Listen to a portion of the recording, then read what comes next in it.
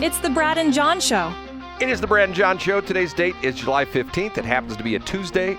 John, you know what that means, don't you, John? What does it mean? Oh, it means you're so happy it is Tuesday. Yes, sir. Yes, sir. And the B block, the Bravo block, is when we do, what do we do in the Bravo block, John? Ba-na-na-na-nt. Ba-na-na-na-nt. My favorite jingle. It's time for my top three. Not John's, but whose top three, ladies? Sing it one more time. Okay, and we move right to number 3B. This is 3B. You ready for this? It's I number am. 3. I give my cell phone number out in the air all the time. 314-280-8880. If you gave John a $10,000 bill, which today is worth about $30,000, but if you give him a $10,000 bill, he might think about putting his phone number out in the air, but then again, he'd probably say no. As a result, I get fan mail, fan texts, and information that someone says, pass this along to John, and I got a video that I got it last week, but I've been hesitating to send it to you because it was sent to me by one of our female listeners who, let's say, has a little problem with John from time to time when he talks about... Nice. I love that. What does Agnes have to say? No, it wasn't Agnes. It's somebody you don't know. It's somebody you don't know. And I'm debating... Should I forward it's a video, it's a YouTube video, and it was said, and the text was, please forward this to John. He'll love this. And Can you describe it? let me put it to this way. It's a video of a performance on Britain's Got Talent. So... This is riveting radio, Brad. Can you tell us any less? Yes. Well, I'll send you the video. Okay. And now it's time for three. That was 3B. Now it's time for... It's number 3. It's 3A. I find this very disconcerting. The story was, over the weekend, J.D. Vance and his wife and kids went to Disneyland. And guess what? Guess what, John? They got harassed while they were there. Oh, my God. I mean, and the crazy thing about it is you read this story, and first off, let's do the Tony Colombo flip test, okay?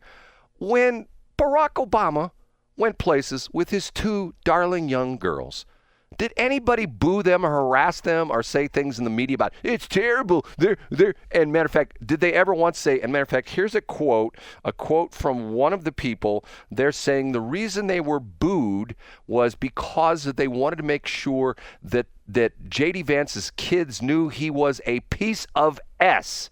That is a quote from one of the people. Can you believe this, John? I can. I think that, like, if you are J.D. Vance or you're Trump and you go anywhere, there's a certain element of people who are going to be incredibly rude to you and don't want you to have a good time. The editor-in-chief for Mother Jones, Clara Jeffrey, said, people who feel bad for J.D. Vance's kids, his family gets booed at Disneyland. I get it, but better those kids know now that their father is about. Other kids are watching their parents get shipped off to gulags. Well, remember, you saw Gavin Newsom, I guess, tweeted that I hope you had a good time at Disney World or at Disneyland. People who have their families torn apart and sent to gulags aren't having a good time. Former Ohio congressional candidate Shannon Freshauer said he uses kids as his human shield.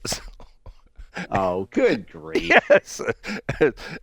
and then former HuffPost reporter Michael Hobbs said, this is going to sound snarky, but if your dad is a piece of S, it's better to realize it sooner rather than later. University of Washington associate professor and astrophysicist Sarah Tuttle commented, it turns out that finding out that J.D. Vance is being booed in downtown Disney is exactly the news I needed. I don't understand this. I don't understand.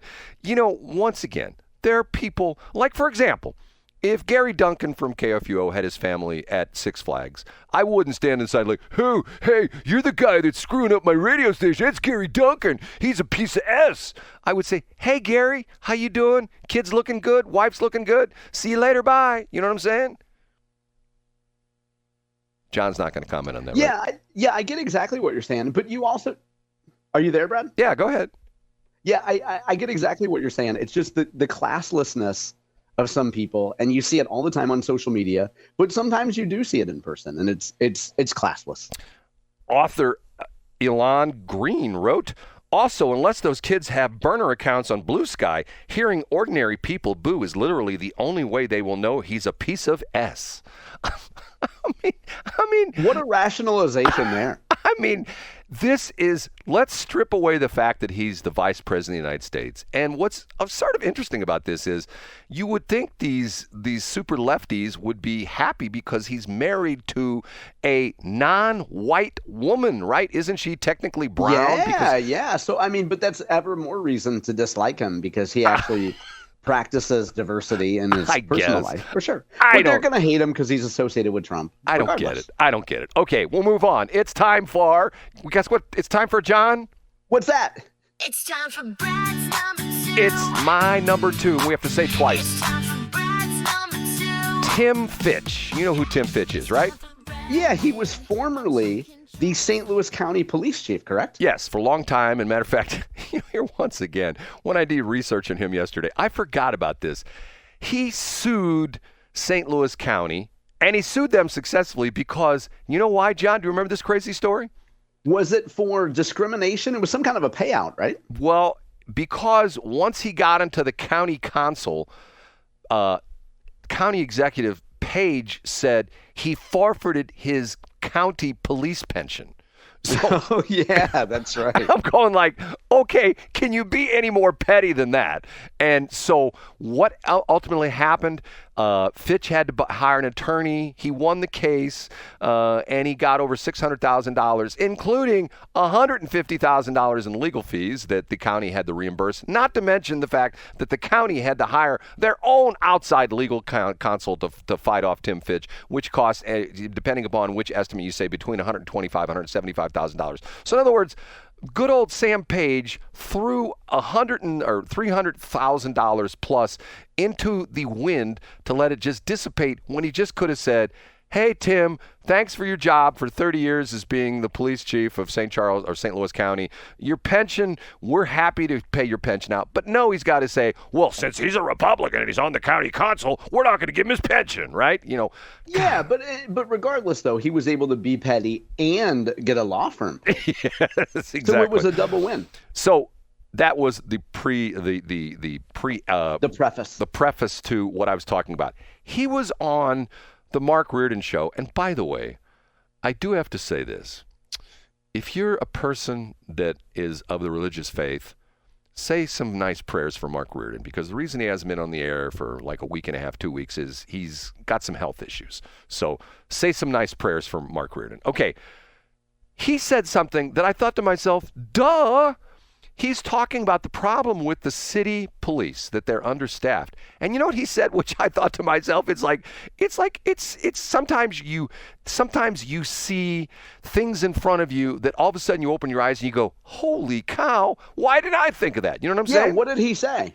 He said the city of St. Louis could easily contract with surrounding municipalities to bring in their police officers on overtime. And I thought to myself, what a brilliant idea. So in other words, the city would enter into agreements with St. Louis County, Sunset Hills, Florissant, whomever, and essentially say, look, we would like to hire some of your police officers for secondary employment, because a lot of police work secondary employment anywhere. Matter of fact, when you're down at the ballpark, they work as a bouncer, they check IDs or things like that. Or a lot of times the guys you see at the Busch Stadium, the police officers at the Busch Stadium are on secondary employment. Yeah, which means, so Fitch is saying that the city should bring in folks that are already police officers, already highly trained, and then have them work. Yeah, that makes perfect sense to me, Brad. Is that like I think to myself, because people go, well, it's going to take a while to hire those police, and it's going to take a while to train them, and it's going to take a while. No, you pass a county council, edict or whatever they have in the St. Louis County Council. We're hereby authorizing the St. Louis, or actually the Board of Aldermen. The St. Louis Board of Aldermen would pass an edict saying, we're hereby authorizing the mayor to contract secondary employment, the police officers in the surrounding communities employees of St. Louis City to come in and work as St. Louis City police officers, and essentially, I don't know if they have to be deputized or whatever the whole deal Yeah, is. but whatever. It's surprising to me, Brad, that somebody hasn't already taken this to Kara Spencer and says, let's make it happen. But John, is it just me, or do you think that's a brilliant idea? I think it's a great idea. Yeah. And again, you did a great job describing that, Brad. I can't believe no one's ever thought of that. Right. I mean, it's to the point where, and not only that, it's to the point where these people know the area. It's not like they're shipping them in from, Sheboygan, Wisconsin or something like that. They know the area. They know what's going on. The only thing I can see that would cause some kind of a weird legal aspect is because, here we go again, we have this unique distinction that the city of St. Louis is not in the county. So there might be some rules whatever. they would have But to you could overcome work that out. But yeah, and going back to what, remember, a lot of people say things bad about Mayor Green Beret. What was he, Green Beret or what? No, he was a ranger. No, what was he again, John? What was our former governor who didn't last too long? What was the he? governor. Oh, Navy SEAL. Oh, I did you ever hear him talk about being a Navy SEAL? I don't think I ever did. did. I heard it on one of Brad Hildebrand's old radio stations. Okay. You did an interview with him that you don't recall. One of the things he did was he brought in the Missouri Highway Patrol to patrol the interstates in the city of St. Louis and essentially keep the police officers in the city of St. Louis on the beat instead of on the highway. I've told you this bizarre story before. This goes back decades when I was a police dispatcher, and I've been a police dispatcher for a long time, that the highway patrol, if he's following a highway patrol car and he's going east on 44 and he's coming out of like Sunset Hills and going through Kirkwood and Webster, when he hits the city limits, he gets off and U-turns and goes back because the highway patrol does not patrol the interstates in the city of St. Louis. Why is that? They are persona non grata. They've been told, stay out of the city. We have things under control. We don't need you state troopers in the city of St. Louis. We're just happy the way we are. And we don't need you. But yet, do you see Steve Ellman in St. Louis County saying, or St. Charles County saying, hey, state troopers, stay out of St. Charles County because we've got things under control? No, Steve Ellman says, State Highway Patrol, we love you in St. Charles County. The exact same thing is probably said in how many counties are there in the state of Missouri, John? You know off the top of your head. 114. I bet you there's 113 counties that say, we love our state troopers. Right, John? Don't you think? Yeah, absolutely. I think so. And then they say, Steve Ellman comes on and says, I can't take it anymore. Can I get to Brad's big finish? I think that's a cue. And now, big finish, Brad's number. It is number 1, but actually, so far this year, it's number 1, 2, 3, 4. Yesterday was number 5. John, guess what happened to me yesterday afternoon? Yesterday afternoon, you wrote a strongly worded letter to KFUO. No, that's tomorrow. Oh, okay. I don't have any idea, Brad. What happened? I'm driving down Highway 94.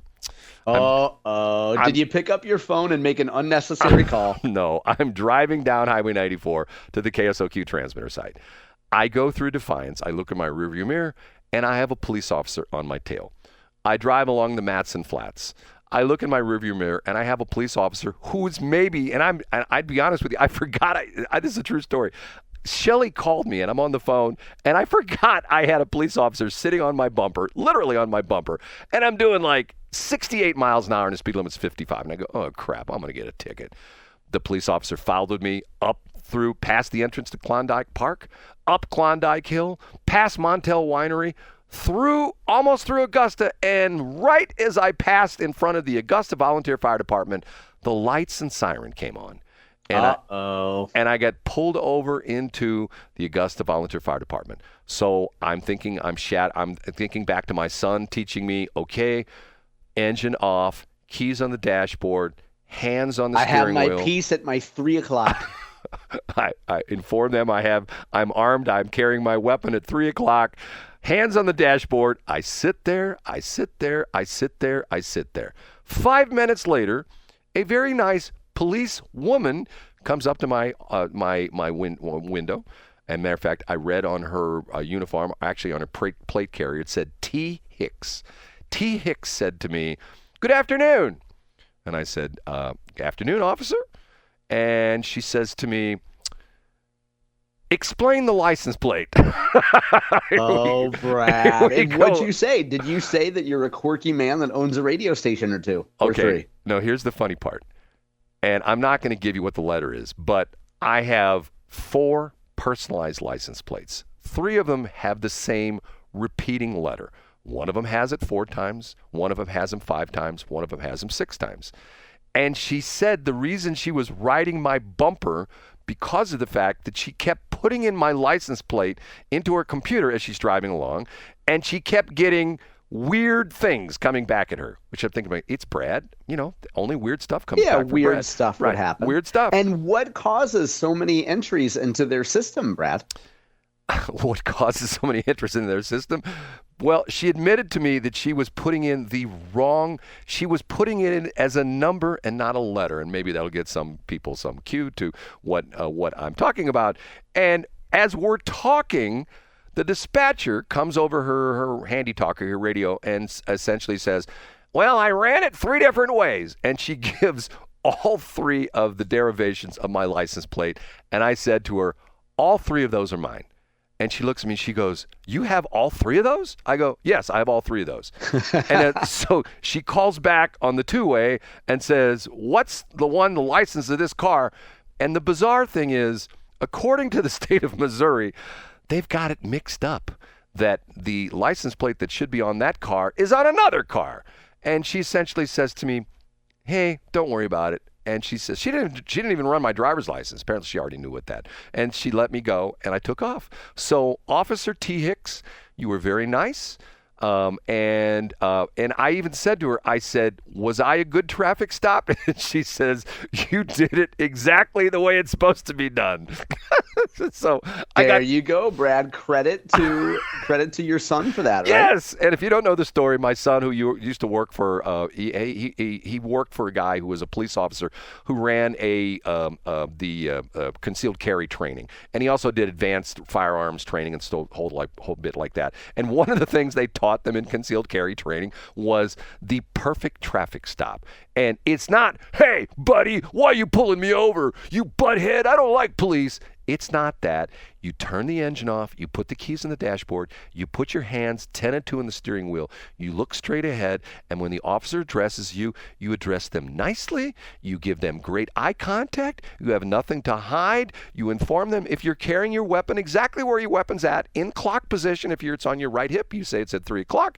And the police officer, because my son has told me, not once, not twice, he got out of tickets because of the fact that he did the perfect traffic stop, and the officer should have given him a ticket, but on both times, the officer said, you did this so well, I'm not going to give you a ticket. So for those of you, when you get pulled over, you mouth off to the police officer, you might as well say, hey, buddy, just give me a ticket now, right? Isn't that what you're essentially saying, John? And if you do it the right way, like Brad, and the officer is a female, you can ask for a pat on the head. And you can say, how did I do? Did I do a good job, mommy? Okay, the interesting thing was on this is, I guess I go back to my old days of police officers, which is sort of interesting because she had quite a number of nice tattoos on her arms. Back in the day, most of the departments, matter of fact, I know this is true for the Illinois State Police because one of the guys that worked for me could not make it into Illinois State Police. He passed all the tests, but one of the tests was you had to roll up your sleeves, and if you had a tattoo below the elbow, you're out. But now, I guess that's cool. You can have tattoos, and the dudes can now have beards. So, things have I changed, know. right? You used to have to be clean shaven and Right. clean skinned. Right. Not anymore. Not anymore. Sign it changed. So T. Hicks, you were very nice to me. Thank you very much. I appreciate it.